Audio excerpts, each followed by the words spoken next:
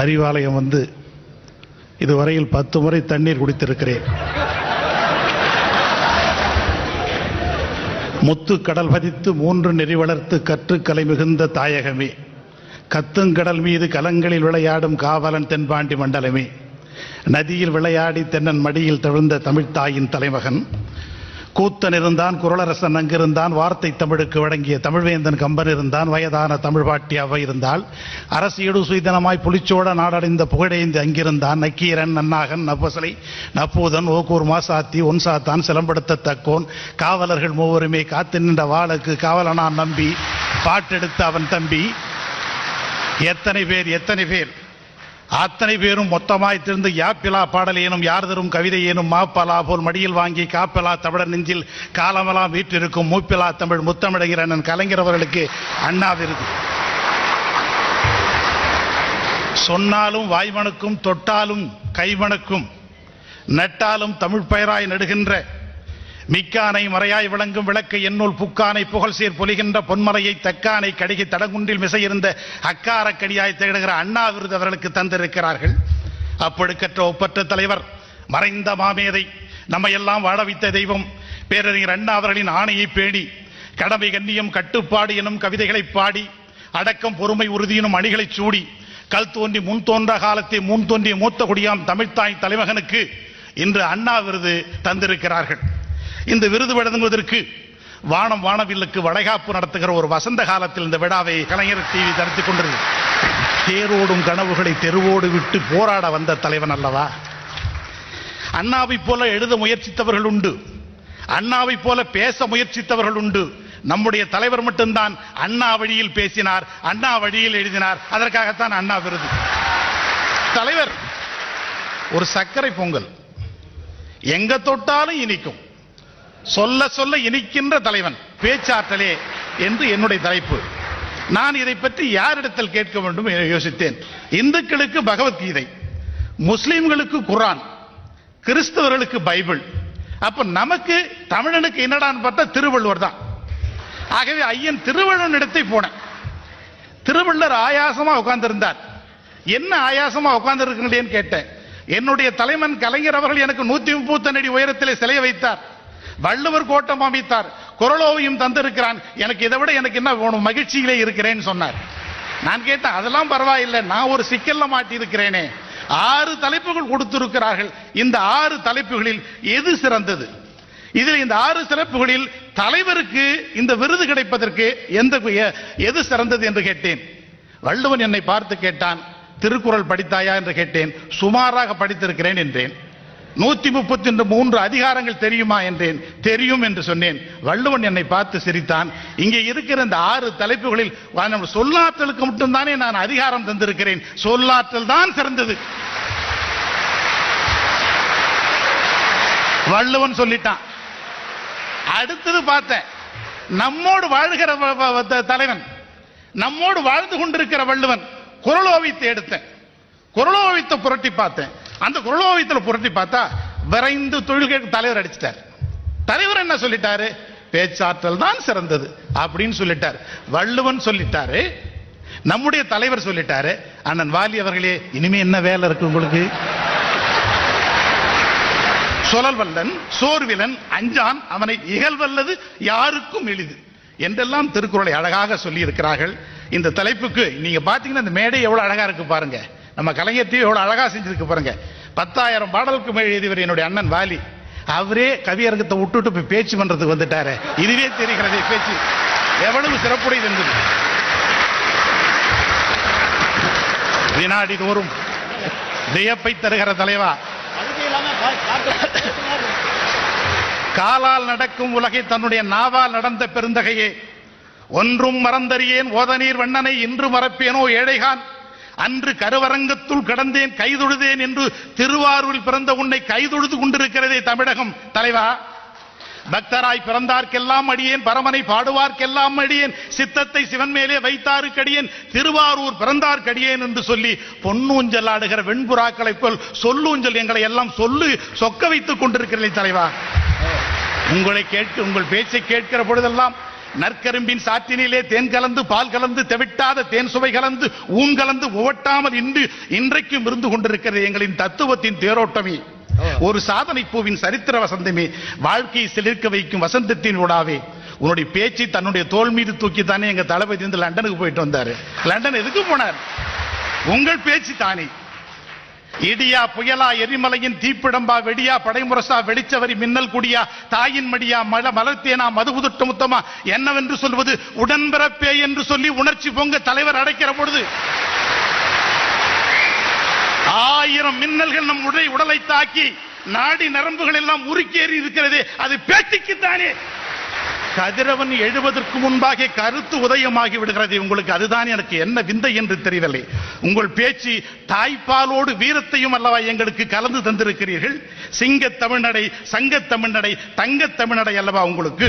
தலைவா, உன்னை பார்க்க சொக்கி போகிறேனே, அதற்குத்தான் எல்லா இடங்களிலும் சொல்லுது. உன்னை மனிதனாக பார்க்கவில்லை, உன்னை கடவுளாகத்தான் நான் பார்த்துக் கொண்டிருக்கிறேன்.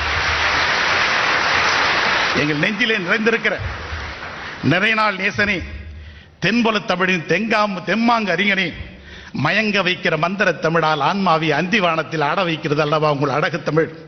தூரத்து மழவேகத்தை தடாகத்திற்கு கொண்டு வந்த எங்களுடைய அருமை தலைவா, நாவிலும் பேனாவிலும் தன் கலைமைகளை வைத்திருக்கிற பிரம்மா அல்லவா நீங்கள். கல்லை பிளந்து நீரெடுத்து காற்றை பிடிந்து சாரெடுத்து எரிமலைக்கு சரிமலையா உங்கள் பேச்சு இன்றைக்கும் தொடங்கி கொண்டிருக்கிறேன். காலான்களை வெட்டுவதற்கு கோடரியை கொண்டு வருகிற கோமாளிகள் நாங்கள் நெருப்பு பெட்டிக்குள்ளே கால் நெட்டி கிடக்கிற கந்தகத்தூள்கள் என்பல்லவா இன்றைக்கும் நீங்கள் எங்களுக்கு உணைத்துக் கொண்டிருக்கிறீர்கள். நினைவாலும் கனவாலும் இணையாலும் தமிழ் மகனே, தினைமாவை விட இணைக்கும் அல்லவா உன்னுடைய தேமாவும் புலிமாவும் எங்களுக்கு. உங்களுடைய பேச்சு என்பது மொழி காப்பு இனமீட்பு, இது ரெண்டு மட்டும் தானே. இது முதல் நாள் பேச்சு, அது அடுத்த நாள் எழுத்தாக வருகிறது. இதுதான் உன் பேச்சு. தமிழுக்கு கிழக்கை வெளுக்க செய்தது, கீழ்வானத்தை சிவக்க செய்தது, தமிழனுக்கு விடியலை உண்டாக்கி தந்ததும் நீங்கள் தானே. ஜூன் 3ஆம் தேதி பிறந்த நாள். இந்த பிறந்த நாள் முடிந்த உடனே திருவாரூருக்கு போவார். 5ஆம் தேதிக்கு திருவாரூர்ல போய் இறங்குறார். இறங்கின உடனே அங்க நிருபர்கள் எல்லாம் கேட்கிறாங்க, என்ன செய்தி இன்னைக்கு, என்னங்க நிகழ்ச்சின்னு கேட்கிறார். தலைவர் அடிக்கிறார். உடனே சிந்திக்காதே அடிக்கிறார். சொல்றார், காலையிலே அன்னை, மதியம் மண்ணை, இரவு சென்னை அடிக்கிறார். முன்னமே துயின்றருடைய முழுவையோ ததியோ பண்ணகாதிப பாயலோ பச்சை ஆலையோ சொன்ன 4 வகை துயிலோ எய்ததற்கு என்னமா சபதம் செய்ததோ தெரியவில்லை. இந்த தமிழ்நாடு உன்னை நாங்கள் பெற்றதற்கு தங்கத்தை காலாலை தள்ளிவிட்டு தவட்டமிட்டும் உதட்டிலே வைத்துக் கொள்ளுகிற மாடப்புறாவை போலல்லவா கோடிக்கணக்கான தொண்டர்களை உங்கள் நெஞ்சிலே வைத்திருக்கிறீர்கள். டெல்லிக்கு தலைவர் அவர்கள் வந்திருந்தார்கள். ஒரு பத்திரிகை நிறுவனம் என்ன வந்து பார்த்து கேட்டான், தலைவருடைய குடும்ப படம் எடுக்கணும் அப்படின்னு கேட்டான். நான் சொன்ன குடும்ப படம் எடுக்கணுமா, உன்னால எடுக்க முடியாதுப்பான்னு சொன்னேன். இல்ல சார், நான் பெரிய கேமரா வச்சிருக்கிறேன், அதுல எடுக்கலான்னு. எவ்வளவு பேர் பாடினா, 100 பேர் 200 பேர் என் கேமரா எடுக்குன்னு சொன்னேன். கஷ்டம் பாடினேன். பிறகு அந்த நிருபர் கேட்டான் என்கிட்ட, 100 பேர் 500 பேர் கூட எடுக்கும் என் கேமரா, அதை விட ஒரு பெரிய கேமரா லேட்டஸ்ட் வாங்கி வச்சிருக்கிறேன்னு சொன்னேன். சூப்பர் ஸ்டார் எடுக்கிற படம் மாதிரின்னு வச்சுங்களேன். அப்போ உடனே 500 பேர் இருக்கிற படமான்னு கேட்டேன். அப்பொழுது கூட சொன்னேன் முடியாது என்று சொன்னேன். அவன் திரும்பி கேட்டான், அப்ப எப்படிப்பட்ட கேமரா வேணும்னு கேட்டேன். 6 கோடி தமிழர்கள் அவருக்கு சொந்தக்காரன், அதை எடுக்கிறது உன்கிட்ட கேமரா தான் சொல்றான். அண்ணா மறைந்து விடுகிறார்கள். பேசுறார், சௌமியன் மறைந்து விட்டான், சாதாரணமானவன் வந்திருக்கிறேன். இது என்ன விஷயம்னா அது நமக்கு ஒண்ணும் புரியாது. சௌமியம்னா அண்ணா பிறந்த வருஷம், தலைவர் பிறந்து சாதாரண வருஷம். எப்படி அடிக்கிறார் பாருங்க. உலகத்தில் இதை எப்படி யார் சொல்ல முடியும்? கலைவுகள் ஆசிரியர் கீவாஜா அவர்கள் சொன்னார்கள், அண்ணா மறைந்த போது கடமை கண்ணியம் கட்டுப்பாடு என்பதை மட்டும் விட்டு செல்லவில்லை, 4வது கலைஞர் என்பவரை விட்டு சென்றார் என்று சொன்னார். உங்கள் பேச்சே ஒரு ஆயுத கிடங்குதான். இன்று கூட எதிரிகள் வந்தால் நாங்கள் எடுத்து வருவது உங்களது ஈட்டி வரிகளைத்தானே தலைவா. வார்த்தைகளுக்கு வகுடெடுத்து தலைவன் நீ ஒருவன் தான். திரும்பி பார்க்கிறேன், திகைத்து போர்க்கிறேன். இவர் பேசுகிற பேச்செல்லாம் பார்த்தீங்கன்னா நீங்க வந்து கிட்டத்தட்ட ஒரு வருஷத்துக்கு இந்த பட்டிமன்றம் போட்டு நாம பேசணும். ஏபி நாகராஜன் ஒரு படம் எடுக்கிறார், நவராத்திரின்னு படம், 100வது நாள் விழா. அதுல போய் தலைவர் பேசுறார். நாகராஜன், ஏபி நாகராஜன் படம் எடுத்திருக்கிறார், நல்ல படம் எடுத்திருக்கிறார். காரணம், அவர் பெயர் நாகராஜன், நல்ல படம் எடுத்திருக்கிறார். கவியரசர் கண்ணதாசன் வெளிநாட்டுக்கு போறார். தலைவர் வந்து பார்த்துட்டு, அண்ணா நான் வெளிநாட்டுக்கு போயிட்டு வரேன், என்ன வாங்கி வர வேண்டும் என்று கண்ணதாசன் கேட்கிறார். தலைவர் அழகா சொல்றாரு, நல்ல பேரை வாங்கினவடா அப்படின்ற. போராட்டத்திற்கு சிறை சென்று சட்டமன்றத்திற்கு போறார். அனந்தநாயகி அம்மா இவர் தலைவர் பார்த்தோன்னே எங்க சட்டமன்றத்தில் கேட்டுதான், என்ன கலைஞர் அவர்களே, மாமியார் வீடு எப்படி இருந்து, இவர் ஜெயிலில் இருந்து போறார் சட்டமன்றத்துக்கு, மாமியார் வீடு எப்படி இருந்துன்னு கேக்குது அந்த அம்மா. அதுக்கு தலைவர் சொல்றாரு, உங்கள் தாய் வீடு நன்றாக இருந்துன்னு சொல்லிட்டு இருக்கிறார்.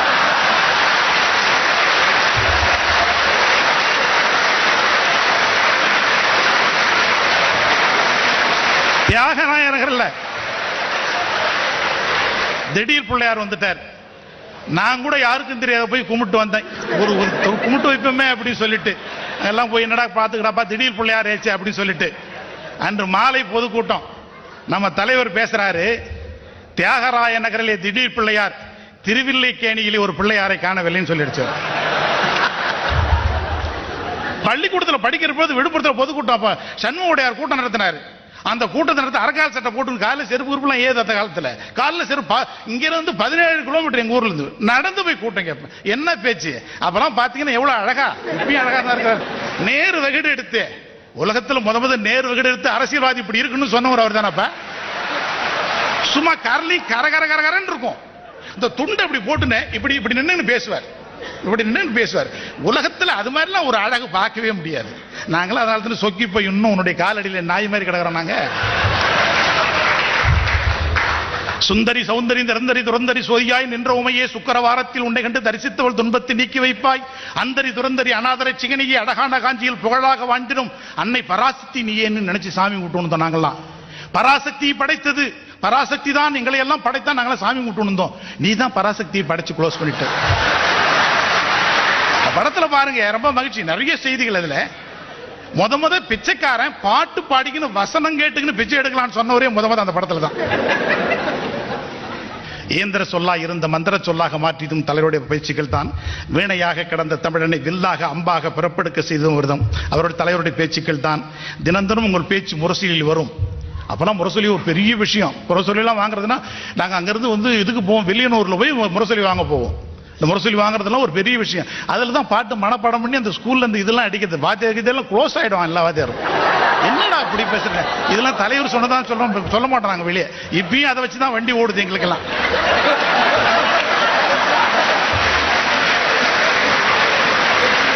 நண்பர்களே, ஒரு செய்தியை சொல்றேன். சட்டமன்ற தேர்தல், அந்த சட்டமன்ற தேர்தல் தலைவரோட சுற்றுப்பயணத்தில் போறோம். பூந்தமல்லி தாண்டி போகுது வண்டி. வண்டியில் நானும் அண்ணன் துறைமுறைலாம் உட்காந்துருக்குறோம். அப்போ என்ன பண்ணிவிட்டார் தலைவர், அதுக்கு முன்னாடி நாள் ஒரு கவிதை ஒன்று எழுதியிருந்தேன். மண்ணெல்லாம் வீரம் துள்ளும் மாதர் கண்ணெல்லாம் கற்பு சொல்லும் விண்ணிலே ஏறுகின்ற கொடியோ பகையை வெல்லும்னு எழுதி நான் எழுதுன மாதிரி பேரை போட்டு முடிச்சுட்டேன்.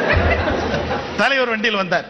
யோ ஜெகத்தை இங்கே வான்னார். என்னென்ன அப்படின்னா, நேற்று நல்லா இருந்தியா கவிதைன்னார். நான் பரவாயில்ல, இவருக்கு தெரியல எங்க ரைட்டு பரவாயில்ல, அவனா ரொம்ப நல்லா இருந்ததுன்னார். அந்த கவிதையை சொல்லுன்னார்.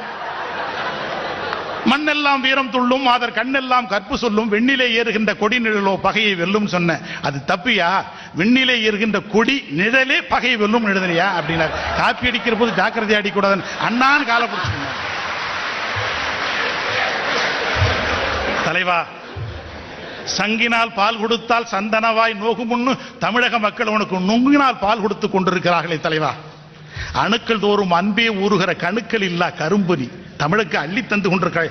உண்ணுவதை விட பசித்தோர்க்கு ஊட்டவே உன் கரம் தினமும் நீண்டு கொண்டிருக்கிறது. எங்களின் மங்கள நிலவாய் மாந்தளிர் கனவாய் எங்கள் மனை தேடி வந்திருக்கிற சாணங்கே அருமை தலைவா. சூரியனில் நெருப்படுத்து சூழ்ச்சிகளை முறியடித்துக் கொண்டிருக்கிறாய்.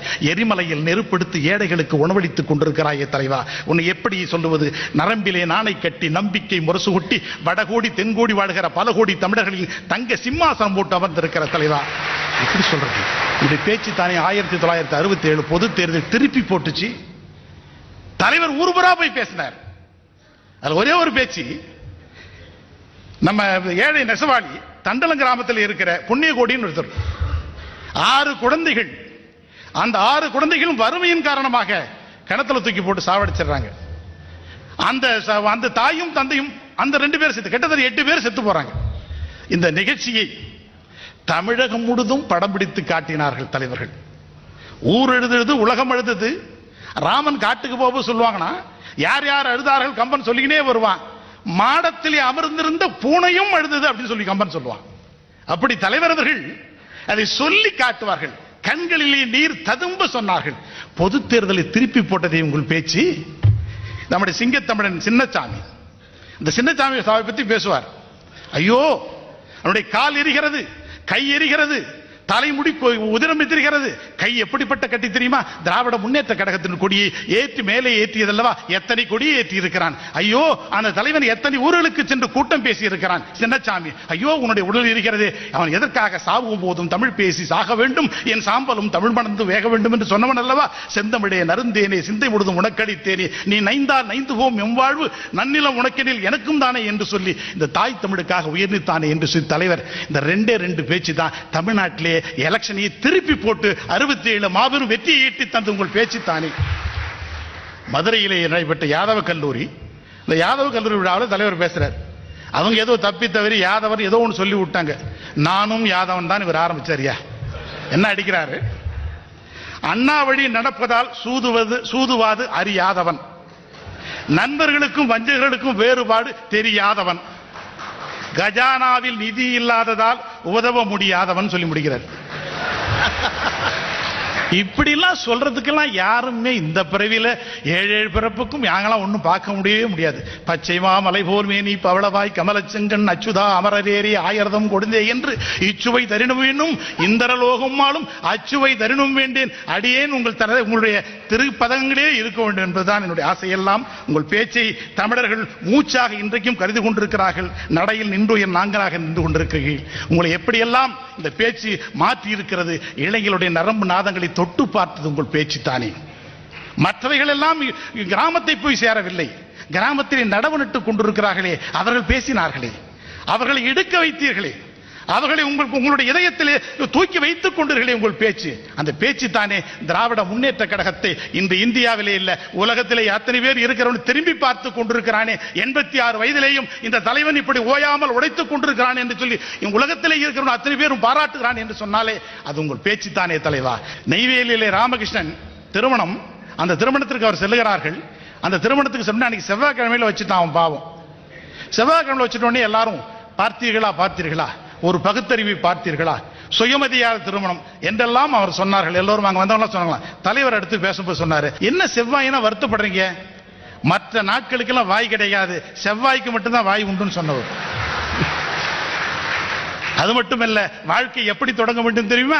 செவ்வாயில் தான் தொடங்க வேண்டும் என்று சொல்லி இப்படியெல்லாம் பேச்சாலே எங்களை எல்லாம் மயக்கி கொண்டிருக்கிற தானை தலைவா, இன்னும் நீ பல்லாண்டு பல்லாயிரத்தாண்டு பல கோடி 100,000 ஆண்டு வாழ்ந்து தமிழை வாழ வைக்க வேண்டும் என்று சொல்லி வாய்ப்புக்கு நன்றி பாராட்டி விடைபெறுகிறேன். நன்றி, வணக்கம். மேடை பேச்சென்றால் இப்படித்தான் இருக்க வேண்டும் என்பதற்கு இலக்கணமாக அமைந்திருக்கிறது திமுகவின் ஜெகத் ரட்சகன் அவர்களின் உரை. கட்சி மாச்சரியங்களை எல்லாம் கடந்து அனைவரினுடைய இதயங்களுக்கும் ஊடுருவும் உரை நயம் கொண்டவர் ஜெகத் ரட்சகன். மேடை பேச்சென்றால் எடுத்தல் தொடித்தல் முடித்தல் என்ற இலக்கணப்படி அமைய வேண்டும். அதற்கு முத்தாய்ப்பாக அமைந்திருக்கிறது ஜெகத் ரட்சகனுடைய உரை. பள்ளி கல்லூரி மாணவர்களுக்கு பேச்சென்றால் இப்படித்தான் இருக்க வேண்டும் என்பதற்கு உதாரணம் காட்ட வேண்டிய அற்புதமான உரை ஜெகத் ரட்சகன் அவர்களின் உரை.